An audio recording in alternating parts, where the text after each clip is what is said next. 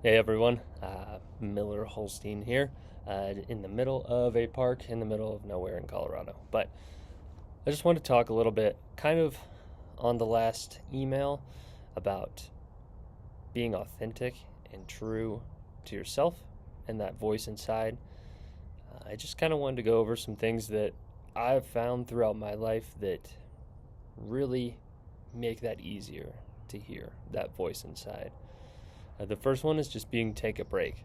Take a break from work, from your life in general. My break was 5 months on the Appalachian Trail, which I realize is a bit extreme. But take a break at lunch from work. Go for a walk, leave the building. Take a break from your life for a little bit. Take a long weekend. Go stay at an Airbnb. Go backpacking. Do something different. Take a break from what you're expected to do and do something that you want to do. You'll have those feelings of, oh, I'd love to go do this, or I'd love to go see this mountain, or I'd love to go see this show. There's a reason for that. Follow that voice. There's something there. The next is to get bored. We have a hard time being bored these days due to social media, television, just instantaneous solution to boredom at all times. But when we're allowed to be bored, we have interesting thoughts, we have connections that we can make, we have ideas, we solve problems, and we get in touch with ourselves. We start to hear that voice because there's no other external sound, only the internal. The next is go outside and move your body. Now, those can be two different things. Move your body can mean go for a walk on the treadmill or go work out or whatever. But something about us does very well when we go outside, when we're in nature. And that doesn't mean in the middle of the woods in the middle of nowhere. It could be at a park in a suburb of Colorado. It can be anything. But seeing trees, seeing grass, seeing squirrels, breathing fresher air, feeling the sun on you like I am right now, feeling the rain or the snow or the cold. We are no different from nature. We are part of it.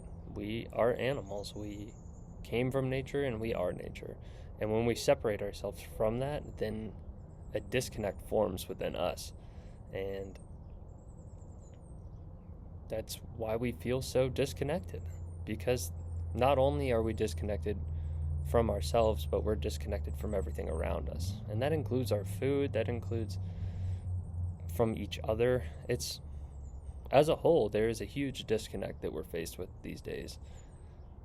And we need to find a way through that. And part of that is going within and connecting with yourself. Because if you can't connect with yourself, you can't connect with anyone else.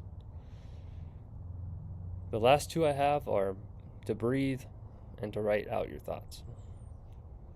Breathwork has been a huge part of my life. I started meditating 7 years ago, because my friend wouldn't stop telling me to. And since then, it's taken different forms.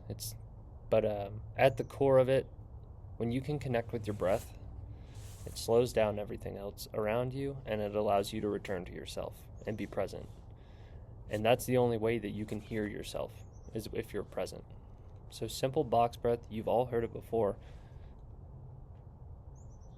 Just breathing intentionally and connecting with that breath will open up a passageway to your internal self and to that truth. And the last one, write your thoughts. Along with meditation, journaling has been a instrumental, fundamental part of my growth and part of my life. If I hadn't started journaling, I don't know where I would be. Even on the Appalachian Trail, my daily blog was my journal. It was a place that allowed me to be vulnerable and express who I was and get in touch with myself, whether I knew that or not when I started out. In fact, that's not why I did it starting out. But as it progressed and grew and I kept going, unintentionally, I began becoming more vulnerable. So, just start with a little brain dump every day. Just a little bit, a page of stream of consciousness writing, just about nothing, about anything. Just write. And as you write, part of you will come out there onto the paper. Continue to do it over and over.